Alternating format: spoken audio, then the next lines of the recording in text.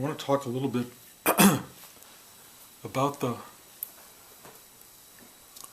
power of the culture in our lives and how much we inculcate, bring it in to our sense of self, and how hard it is to escape from that, because it's reinforced every day by everything and everyone. And as much as we try to surrender or let go of the perceived personal identity, everything around us tries to bring it back. So we are kind of caught in this dynamic of freeing ourselves, if you will, and being entrapped over and over and over and over until you finally simply let go. At which time the cultural influences become extraordinarily instructive. They're no longer defining of you as much as they are revealing of the universe that we live in.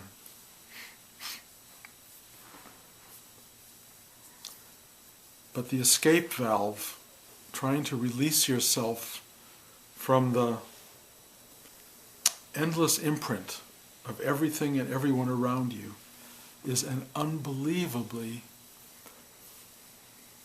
dynamic effort. It doesn't happen by chance. If anything, chance puts you deeper and deeper and deeper under its thrall, and you are caught. You are just caught for a lifetime. And a lifetime that's completely supported by everything around you. So all of your struggles, all of your pain, all of your false dreams, all of your hopes and ambitions are completely colored by everything around you, and very little is informed by you, by your own unique self. You keep trying to conform to the world around you because that world is so insistent and so powerful and so in your face all the time. And even if you try to turn it off, even if you turn off the TV, even if you stop reading newspapers and magazines and looking at your computer, you're still, you were born into that world. It's had inroads into you from the very beginning.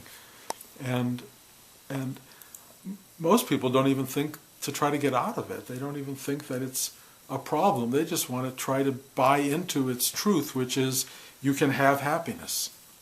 You can marry the prince. You can have wealth that will give you unending pleasure and joy.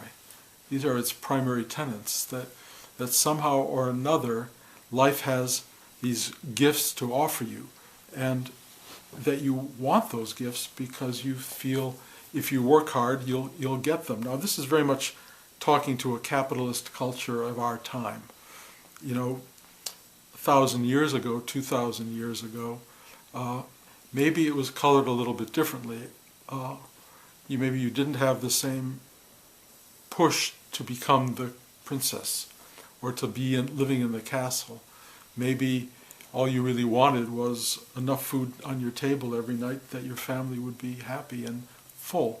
And that could have been enough. And that also is part of the culture because the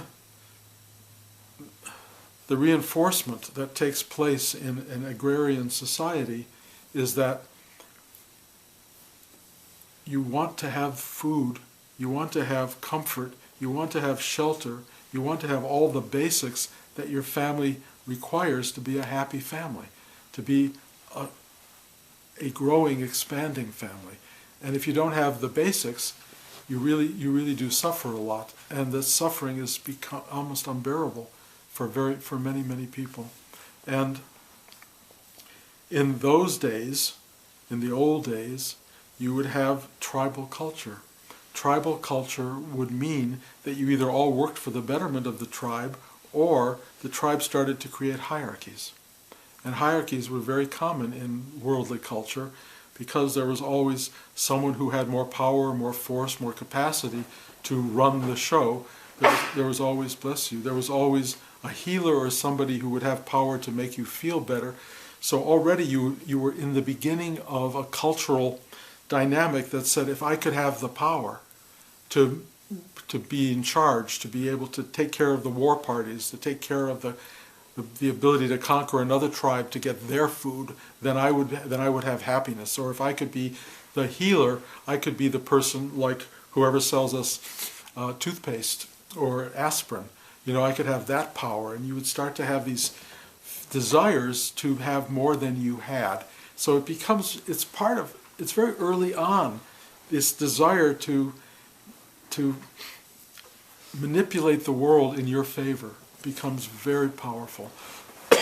And the world is in your face all the time, trying to tell you that your happiness will be based on gaining this power, this sense of well-being from the forces around you. It's really interesting when you try to separate from the power of those dynamics.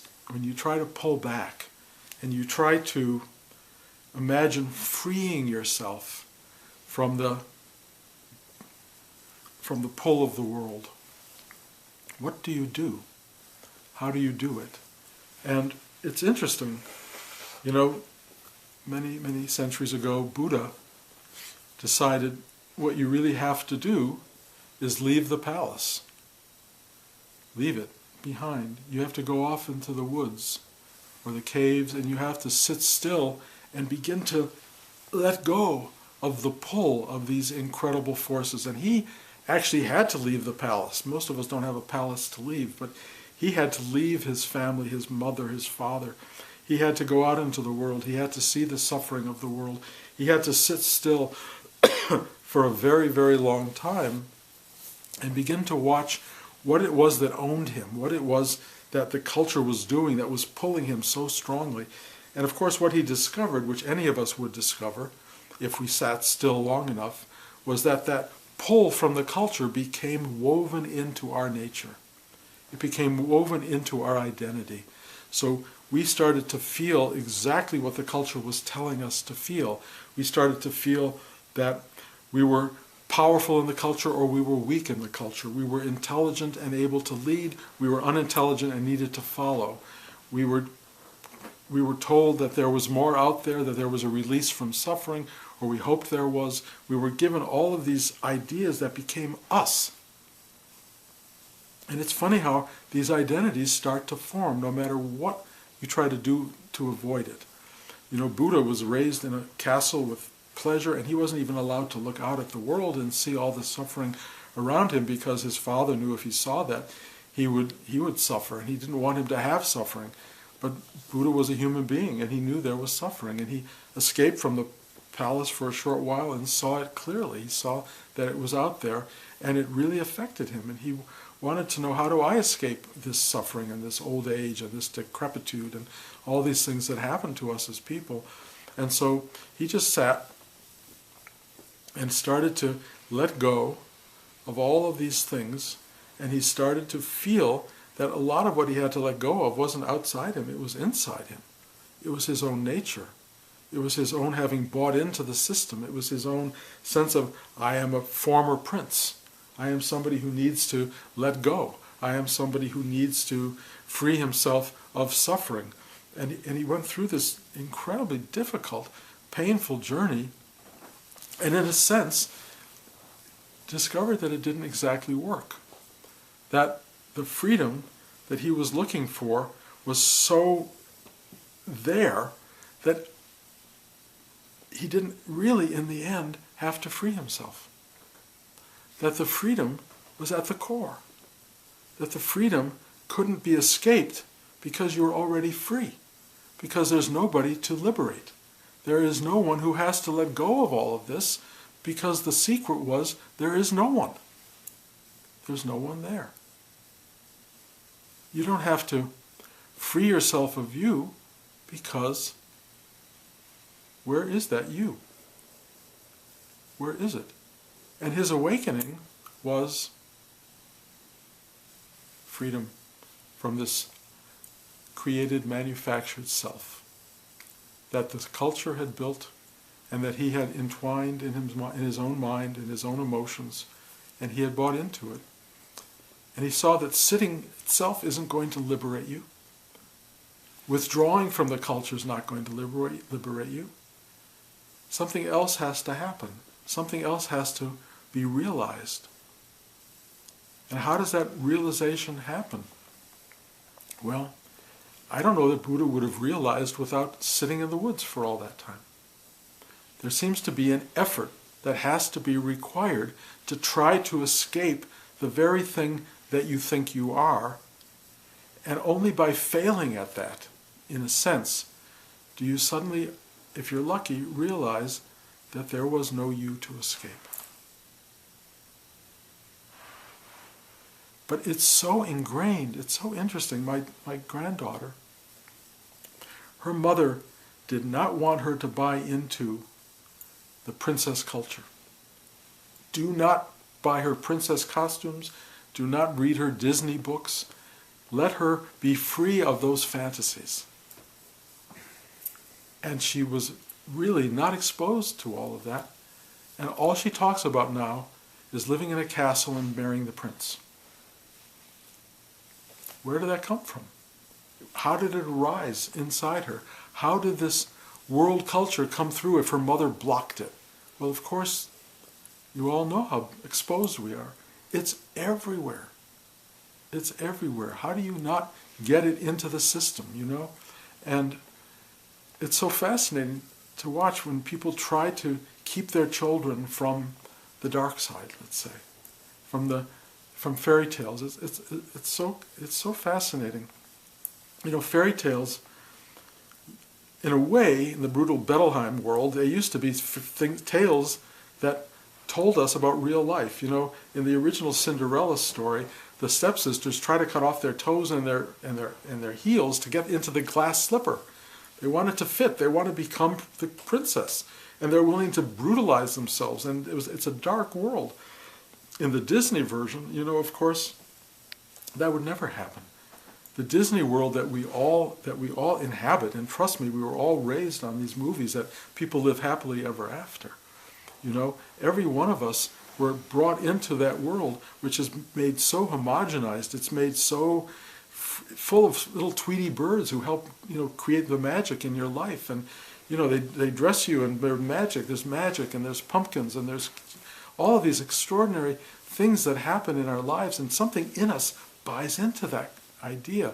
So we're all looking for magic. We're all looking for someone to come and you know, put a magic wand and bibbidi bobbidi boo, and we're no longer the person we were. And you know, it's problematic.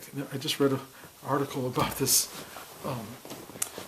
This guy's doing an artwork in England. It's about Disneyland, but it's the dark side of Disneyland. And so Cinderella's carriage tips over and she's killed, and all the paparazzi are taking pictures of Cinderella. The castle of the great castle is falling apart, is breaking down. It's you know, it's kind of the underside of the fantasy life that we have built up as our universe. Even in our spiritual universe, we've created fantasies. We've created fantasies of power, of empowerment. So many people go into a spiritual search because they want power. They want freedom. They want the ability to manipulate the universe to make it theirs. They want their intention to be realized. They want to be able to use spiritual work to get money and to live happily ever after. So many people, that's what they're looking for, and they're hoping their spiritual life will bring them this, when in fact it can't bring you that. And the reason it can't bring you that, and I will come back to this over and over, is because there's no you to have it. And as long as you are reinforcing this idea that there will be a you that can be free, you're in trouble. Because the only way freedom occurs is for that you to evaporate. It's the only way.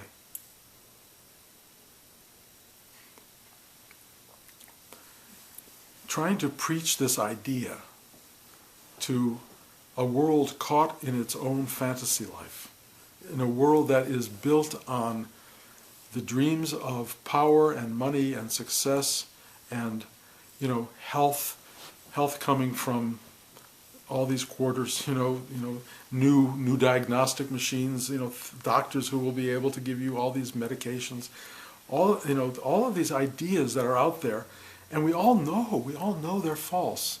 We all know they're false because everybody dies. Everybody ultimately either gets sick or gets damaged in some way and leaves this plane of existence. The happiness that most people get is very, very limited in time and space. You have it for a little bit and you lose it, and then you go, what did I do wrong? Well, you didn't do anything wrong. Happiness comes and it goes. Sadness comes and it goes. Everything comes and goes. The only thing that doesn't come and go so much is your ability to latch onto that stuff, your ability to hold in place all of these ideas of who you are, of what you want, of what you need, of what life owes you, of what you should have had, what you didn't get. All of this stuff plays on in your mind, in your emotions, day in, day out. And the one thing that can free you from all of this is the thing I've been talking about a lot. Sit down really quietly and watch how you have been building this structure that you call you. And when you start realizing how these mind thoughts come from within you and from without, from the culture and from within you, the part the culture built within you, you start to realize you have woven your own identity. You are responsible for the person you think you are. And once you realize that, you have the beginning of the power to unravel it. And you can begin to unravel it by paying an enormous amount of what I would call fierce attention to your creative process. Watching this stuff come into you and take hold, and then finding a way to go, no, not right now, thank you. Nope, later. Not going to engage it now. These things come into you, and they are thoughts and they're ideas and they're feelings, and trust me, in the beginning they can be very simple ideas, about yourself, I'm a good person, I do good things, I'm nice most of the time. Yeah, once in a while I'm not so nice, but that's not terrible. You have these sort of gentle feelings about yourself. Some people's feelings are not so gentle. Some people's feelings are, I really screwed up all those years ago and I'm paying the price and I really did terrible things and I deserve everything I get. Or these embattlement modes that you feel, I'm going to fight the world and I'm going to build my way through it, I'm going to construct what I need, I'm going to get rid of everyone who's in my way. There's so many identities that we all have, and we're all constructing and building and doing this all day long. But when you start to go, whoa, come back to your stillness, and that's a meditative act. Come back to stillness and watch the process. And once you get a handle on it, once you see this thought identity coming into play and starting to lock in, once you see it's becoming you, just go, no. And it's really interesting once you start to do that, how you begin, first of all, to stop constructing this false self, and secondly, you begin to get the idea that all the stuff in you is a false self, or a temporary self, and you can let it go. You can begin to unravel and unthread it. And the quieter you get, the more you can pull at these threads, undo the knots, chop at some of them if they won't untie, break it apart, and free yourself. And really, spiritual practice, meditation, the meditation we've been doing for however long you've been doing it, its core element is, at least in this practice, please help me to surrender. Meaning, help me to let go of the thing that adheres to and jumps at and crystallizes all of these thoughts and emotions into an identity. And the more you surrender and surrender and surrender over a period of time, weeks, months, years, or decades, more and more of this encrusted content that you call you begins to loosen up. It begins to wash away. There's a lot of washing to be done. Any of you who've overbaked something in a pie, in a bowl or in a pan, or when you start scrubbing and you go, oh my God, you let it soak and you have to scrub more and then you have to put more soap on it. Then you try every technique you can to get all the deep encrusted stuff off. That's what we are. We've got baked in stuff inside. We've got stuff that's locked in for years. We've got bat guano built up in our brains. We have so much stuff in there, and you've got to clean it out, and it's infectious. So if you're cleaning it out and you start to breathe it back in again, you got more problems. So you have to really cleanse yourself of yourself. And then this idea of help. It's really interesting. If you ask for help, you don't have to do it by yourself. There are these amazing forces, it may even be a singular force, that comes in and says, sure, I'll help. And it starts to do a lot of the grinding for you. It starts to create situations in your life that actually are breaking down situations, that start to cleanse you of old ideas and old attachments and old things. You may not like it. You may not like it. It's sometimes scaldingly hot. It's sometimes abrasive. It's sometimes painful. But it's breaking stuff down. It's breaking it down and breaking it down and breaking it down, and it's washing it away and washing it away. And it's doing it at your invitation. And it only does it, well, not only, because it often works against your invitation, but it's always working for you. It's working for you to free you of you. And if you take this process seriously, if you devote what I would call a lifetime to this, you and this helping force, which I can call your higher self, God, oneness, starts to become the partner, if you will, in your life journey. It starts to work for you, or you begin to realize that it's always been working for you. And its primary goal, and much as this is often scary for people, is to liberate you from the very idea that you are not it. That's really what it's trying to do. To free you from something that thinks it's somehow other than this one cleansing force that absolutely flows into the universe and functions for every soul on the planet, and every blade of grass on the planet, every bird and spider, every newt, everything that's there is served by this. And we are incredible facilitators for servants of this one extraordinary truth. But when you've built a separate self into your identity, it can still serve, and it does, it still serves. But it doesn't serve with the same brilliance and finesse and clarity as when you get out of the way. And when you are truly out of the way, you are being used and you are being made a channel for, a faucet for pure flow. And that's what we are. And when that really starts to take place, the experience is so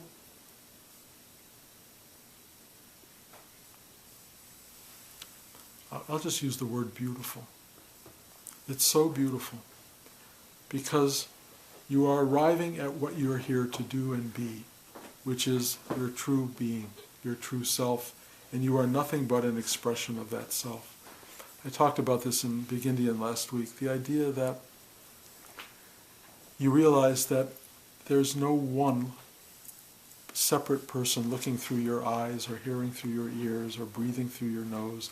There's only one reality that is what you are, and it sees through your eyes, and it smells, and it hears, and it touches, and it's not you.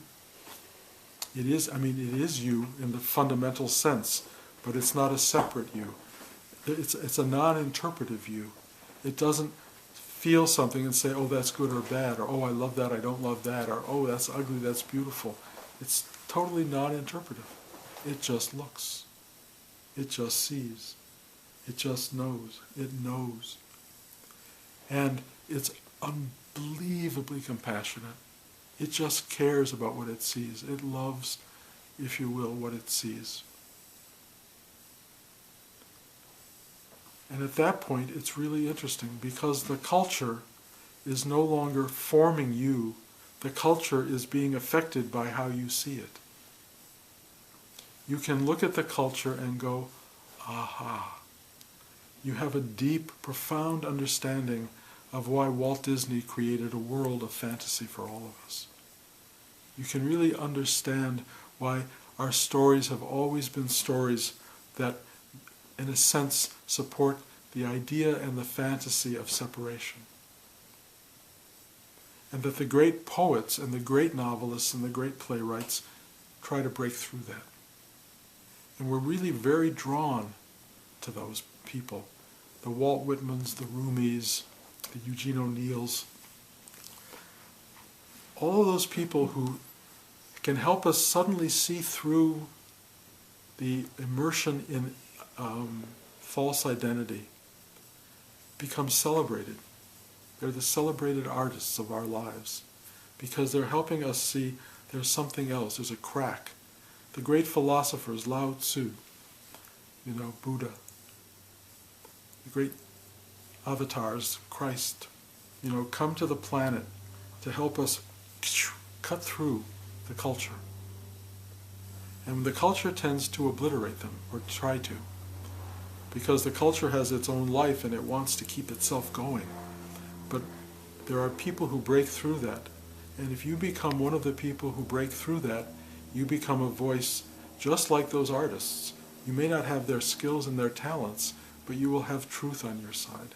You will have the ability to be with another person and just by being, free them. The greatest poetry in the world is just presence and being.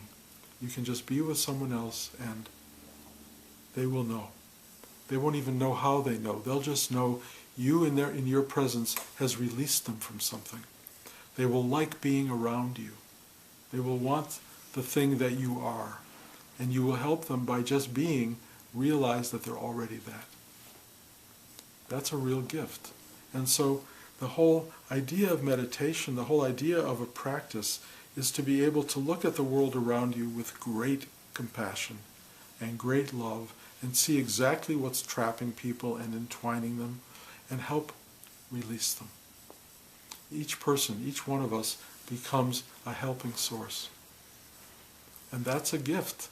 That's the gift. When the culture finally frees you to see what it truly is. When your own person frees you to see who you truly are. When you let go of the entwining, entrapping nature of your own separateness. When you start seeing everybody else caught in that dynamic, and you know that you can be with them in a way that can help free them. You can do it by gently holding their hand, putting your hand on their shoulder, listening to them when they talk, looking at them when they speak to you, hearing their voice, being true to their truth is a great gift. Then if you want to go out and build Habitat for Humanity or go help people in Haiti or whatever, you can do all that. But the real helping in the world is your presence with others. Your presence with whoever shows up. And what shows up is amazing. What I've really come to see is the universe brings you exactly who it needs to bring you. And your job is just be there with them. Be there with who shows up. Or what shows up. And if nothing shows up, just sit still. Be quiet. Or watch TV. It kind of doesn't matter. The most amazing thing about this extraordinary energy that comes through you is it operates when it wants to. It does what it needs to do. You're not in charge of it. When it's not surging through you, read a magazine. You can even read the newspaper. You can look at the culture. It's very entertaining. I mean, the culture is very entertaining for us, for oneness even. You know, there's a reason the universe exists, and it's not a mistake. It's deeply entertaining. Singleness, oneness, likes its own two-ness. It likes the way the world works. It loves it. It's totally captivated by this. I mean, in many ways captivated in ways that we are here to help them get uncaptivated from, because people have gotten so caught in the culture, so caught in the manifestation, that they have found no way back. They've forgotten. It's like being in a movie and totally forgetting you're in a movie.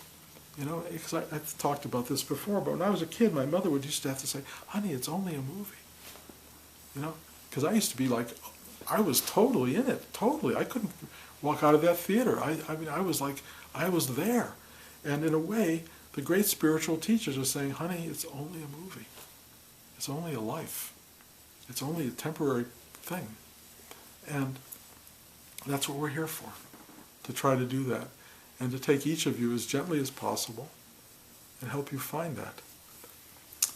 Last week I had one student, I talked a lot about oneness, God energy, if you will, as maternal, as mommy, and having a mommy who comes to you and tells you it's going to be okay, and they hug you in this incredible place that I thought everyone had at some initial moment in their life, when, you know, your mommy takes you in her arms and just goes, expresses this love. And this one student started just sobbing. And she had never had that experience. Her mother did not want her from the get-go, nor did her father. Her father left, and her mother just kept her alone. And so when I talked about the embrace of mommy, she just couldn't bear it. And I never thought personally, as I'm speaking, how that wouldn't be available to everybody. But what I understood immediately, and I think is very easy to understand if you finally let go of the separate self, is that mommy does exist, but not necessarily in material form. Not as a mother, as you know mothers, or think mothers should be. Ultimately, this generative force from which we come, which is both maternal and paternal, which brings us into being in the first place, and which we are in our very essence, has within it this love, embrace, and it tells you it's only a movie.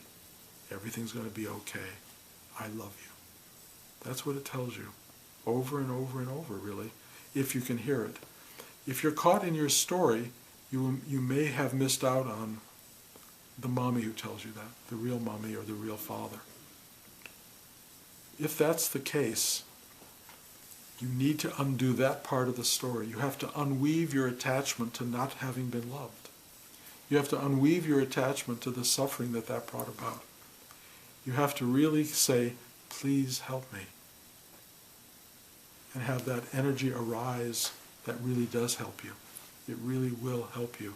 It really does love you. And that's what we're all looking for in a way. And then you realize the one false statement that I'm making here is that it loves you. What you discover is that you are it, and it is love itself. That's what it is. You don't have to be loved. You are love. Let me say, you are love and loved. You are the active version of that. You are a fountain of love and giving and helping and allowing life to be. It's an amazing thing that we are, and not to know what you are is the source of all suffering. So all we're doing in this talk, in this class, in this moment, is trying to bring you back, bring you out of your mind, thought, locked in, struggling nature, relax it long enough, persistently enough, to start to fall back into this well of infinite joy that you are. That's what we're here for. And, and this message will be repeated over and over and over until it's heard And when it's heard, you will speak it out loud in the same way, because it's all you'll want to do. So, forgive the culture. Forgive yourself. Don't walk around criticizing it. Don't walk around complaining about whatever it is you're complaining about in the world right now. If you have to turn off the TV, turn it off. But if you can, watch it, and it will break your heart and teach you about life. You can read the newspaper and learn, or you can read the newspaper and make yourself miserable. It's kind of your choice. It's your ride. Do the best you can. And remember, you have a choice. And take a breath.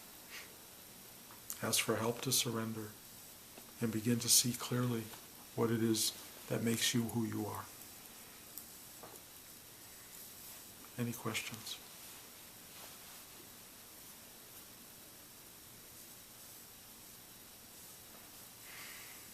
Okie doke. If this doesn't break through to you, we'll try again next week. The week after that, and the week after that, and the week after that. And then you either decide this is getting boring, or you keep edging closer and closer and closer to the immediacy of what's being said. The most important thing here, the most important thing, is that all this truth is here right now. It's just immediate. It's absolutely immediate. It's not anywhere else. You're not going to understand it better next week. It's not going to hit you more when you're 50 or 100 or whatever. It's never going to be anywhere but in this very instant. And all you have to do is totally get out of the way and let it go yes. Thank you, guys.